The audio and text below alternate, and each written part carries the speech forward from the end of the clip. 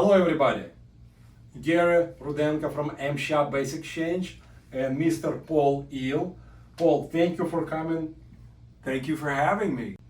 Today we have a discussion about the new Woodcraft Bobcat basses, a couple of them behind us.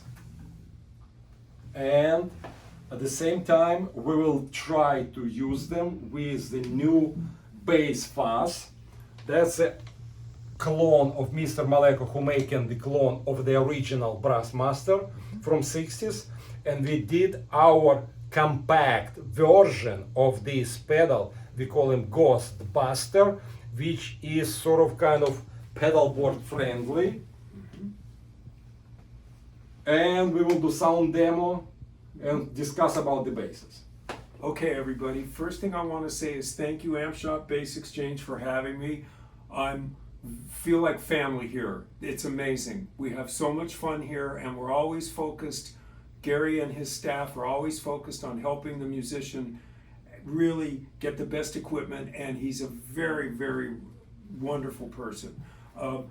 What I would like to talk about is the Woodcraft Bobcat bass. I really, really love this bass. Gary knows me for decades. I own a lot of musical instruments. This is my favorite go-to now, and I own a lot of different basses. The reasons are multiple. I can get so many different sounds out of it, but my principal go-to sound is, if you notice right here, this is a push-pull pot. So when I pull the pot out, tell them what it does, Gary.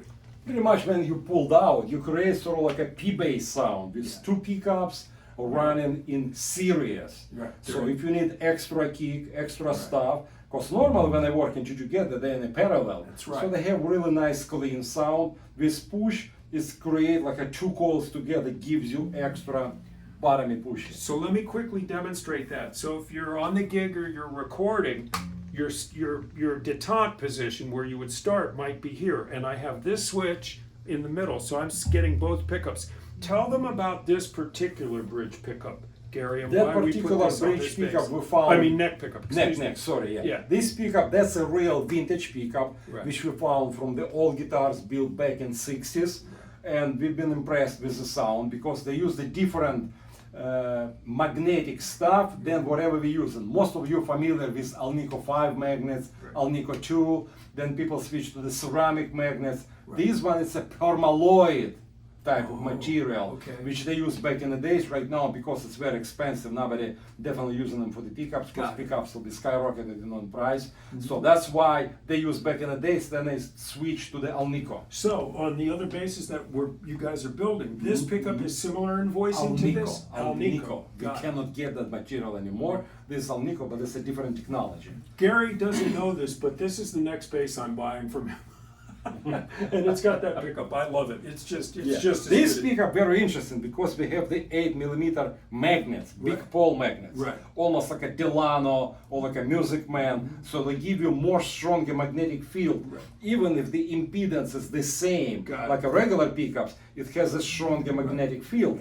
And this pickup sounds almost like a Rickenbacker Right. for the neck pickup. Right, and then this pickup on the back, if you notice, has two poles. So tell them about this. Two poles. 'Cause this That's- is available, right? That's available. That's made by Mr. Howard Allier. Okay. It's a Nashville boutique pickup builder, great bass guitar player, session musician. He moved from here, from LA to Got it. Nashville. Right now he's totally service in that area of musicians, and I believe he has like a really successful business up there. Yeah, good. That's good to know. So I bought the thing sight unseen. I said to Gary, I want a Bobcat and I want an upside down headstock. This is the last thing I want to talk Why about. did you want to have the upside down? Here's the deal. My thumbs are challenged. So it's easier for me to do this than it is to do this. Okay? But here's the added benefit to this. The string tension is different. Correct. And we have sayings, you don't want to reinvent the wheel. You don't want to build a better mousetrap. I really feel in my heart of hearts that the upside down headstock is an improvement, and it not only is easier for me to tune, but the tension of the string seems to feel better. So that's the couple of things I wanted to talk about. Which is, you know what, which is makes sense because what I noticed as well when you play in like a regular tuning, that's why we actually starting to build that bass with Paul type of kick. You see, that's a brand new bass we built. Right. We put here different tuners, Hipshot tuners, Right. as you can see. Yep. But we did the headstock upside down, and I noticed it's easier for me to tune as well. It is easier to tune. Right. Yeah. We don't want to reinvent the wheel, but it is. And this string become a little bit tense, Yes. and you have a little bit more tighter bottom. Right, not it's so loose. counterintuitive because now this string is the longest string. It used to be the shortest string. You would think that this string, being the longest string, if the headstock was correct, that the tension of this is actually looser, the G string. It's weird, it's counterintuitive. So that's the discussion of the physicality of the bass. So for the sound, if my go-to sound is this, your tone knob depressed, remember that, you just play. Great tone, right? Great. Everything's balanced, no dead spots. This is both pickups. Right, full range. Now watch what happens. Pull that out, okay? You hear that? You get that low mid boost. But you still have your highs with both pickups. But now you've got that extra boost. So if I'm like this, playing, now you can hear the change. So for Like a boost. like a boost. So for solos and stuff on the gig, or if your guitar player's girlfriend's in the front audience and he decides to turn up and impress his girlfriend and he gets too loud, Right. you can go, oh yeah, me too, pal. you can just turn up right here. So that's the bass. I really enjoy it. This is the neck pickup. And if I turn the tone all the way off, notice what I'm doing, I'm rolling my tone back.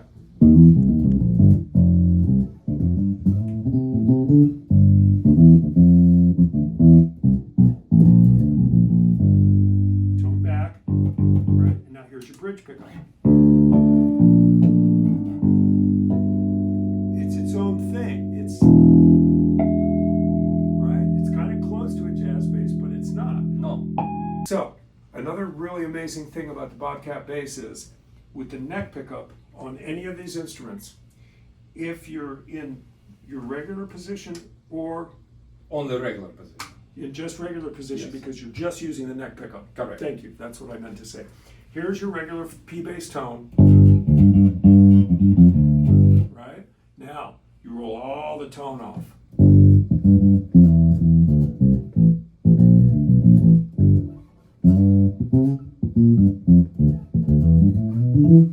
It's like an upright. Yes. It's really, really good. So, and ironically, you still get your harmonics. That's with the tone rolled off. Very few basses can do that. So here's, again, your P bass sound.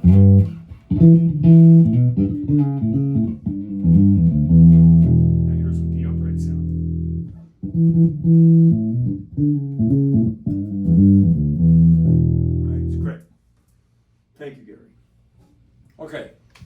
Now, since we're done with the bass, let's go to the pedals. Great, okay. It's actually Paul, how it started. It started like that. Paul brought that pedal for repair because it didn't work. That's right. And he said, guys, I wish will be the pedal similar to that, but smaller so I can put on my pedal board so I can travel with. Right. Because that pedal big and bulky, and Right. what it is. Right. We fixed that pedal and we got that idea, we're starting to work on that, and with several type of, searches and development, whatever, we come to the smaller profile. As you can see right here, we create this little body, which is smaller than that, almost 2.5 times smaller. Yep. And we did two versions. We did the germanium version Right. and silicon version like that. I can say more for the stage situation, silicon is more appropriate because it's a little bit more punchy. Right. Germanium version better for the studio. Right. So which one are we using This one today? is the silicon, Yeah, similar to that. Similar to this. That's Yes, right. somebody just bought germanium from Good, me. it's He gone. told me, I liked it for the Yeah. studio. I need the soft sound, smooth type of drive, not hardy, but really like a silky whatever. So this one's similar to that, just smaller profile and small and sexy. That's right. So, a little history about this. It's based on the Oberheim Bass Brassmaster pedal, which Tom Oberheim made Yes. when he would be first started making synthesizers. Now, honestly, I don't know the first year it was built, late 60s, early 70s. One of the really cool things about these pedals is then Paul Mallico, who played bass in Ministry for a while, he has this company, and he made a couple of versions of this one and a smaller one. They're great. This is great too. These pedals are, to a lot of bass players in my circle, in my tribe, this is the holy grail, because I'll show you this one first, the Bass Brassmaster. So your regular sound, let's go with both pickups, right? And let's go with our boost, right? So we're...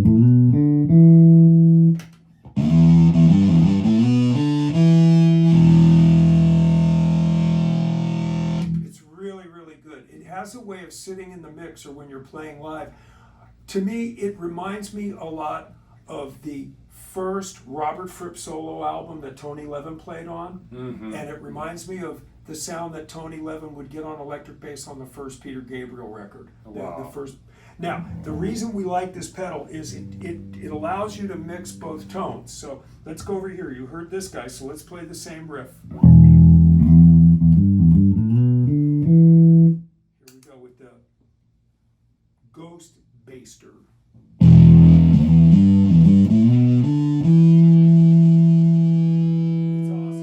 It's awesome. They're virtually the same. You know, it's got a slightly different compression, and it's quieter, a little Quieter, yes. So, but what we really like is this is your bass, this is your effect. So you're never creating square waves. Distorting bass used to be a really big problem because you'd plug into a distortion pedal and you would actually cut the waveform and lose low end. Correct. And everybody would go, don't turn your fuzz tone on, even though the bass player wanted some grit. They always wanted the mix, It would they be thinner. add the bass sound to that, which Yeah. you couldn't. So if we turn this on, oh sorry, that was my sleeve. Let's do that again. So you might have to edit that. If we turn this on, now let's turn the effect on. You see?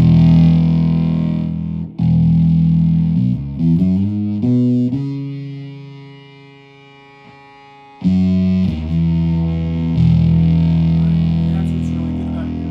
You don't lose low end. Your low end is still there.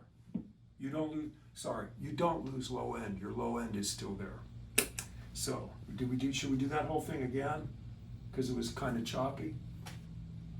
Do we need to redo that? So, what we're going to do now is we're going to look at the different voices that are in this, which is really amazing. If you can, do it like that. Okay. So what we're going to do now is we're going to talk about the amazing voices that this pedal offers the bassist. And also another thing I want to talk about is, even though this is a bass-focused pedal, you'd be surprised how many people use it on other instruments, On guitar. and also vocals, on guitar, on vocals, on keyboards. And I'll tell you a fact, this type of pedal, the Brassmaster type of pedal, I know that people use it in the studio. Legend has it that Trent Reznor used the original Bass Brassmaster back in the day on vocals, on all kinds of stuff, because you could blend in your effect. see. That's the most important thing. You can blend in the effect without losing your low frequency or your fundamental frequency. Let's So- hear it. How Sure. does it work? So you can show them what the switches do.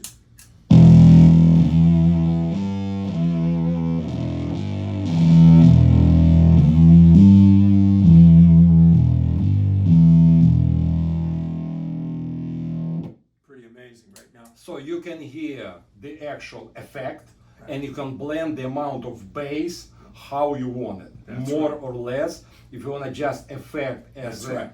just be part of that, but you want to hear the bass, you just turn it up, and Right. you're getting full Right. bass without any lose of that. Now, Gary, if what I like to do is your sensitivity knob with the same tone with the switches here. Let's show them how the sensitivity Okay. actually affects the character of the tone. Yes. It's the formants change, which are the furs on your. It's the furry stuff on your sound wave, essentially. Let's try that. So let's try that. Same riff.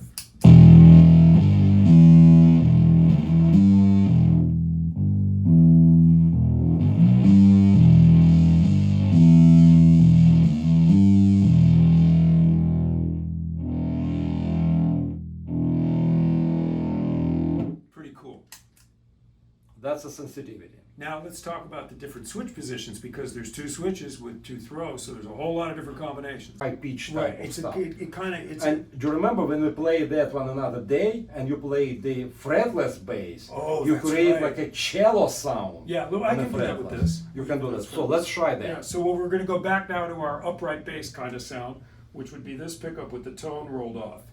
Here we go.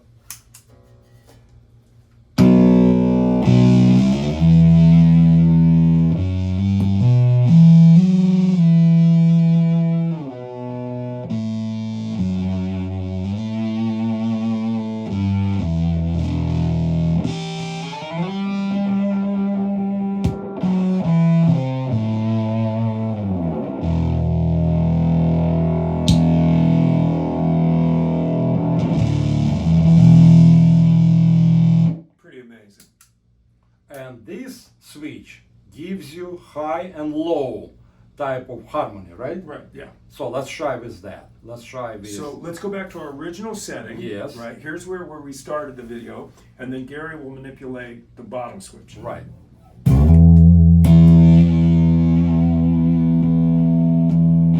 So I'm back to my original setting here. Here we go.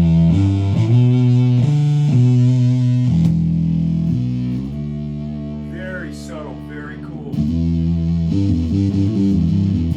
Now change the sensitivity here. Now change the sensitivity Now, in okay. that swing.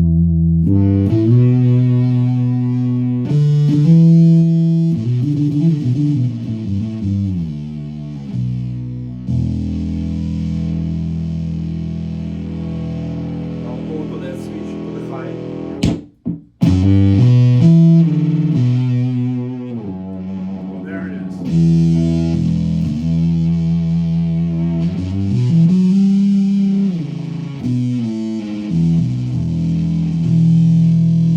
Now let's add octave to that. Sure.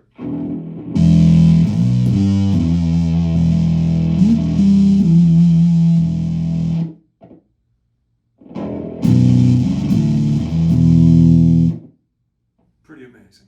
And very quiet. And listen to that. So if you're doing modern metal, like a gent kind of band, like a contemporary metal band, imagine this bass sound. Just turn it back on. So if you're playing like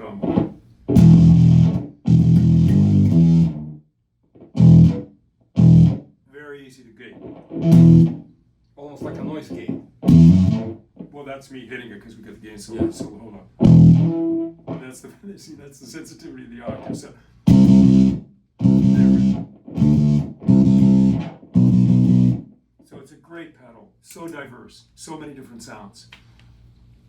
Easy, small, compact size, friendly for the pedal board, and you get the tone recreation of actually 60s sound. That's right. And Into thanks this so world. much for letting me be a part of this exploration. It was really creative because when we brought in the Brassmaster, and I said, can we make it better, right? And that's what we did. Thanks, Gary.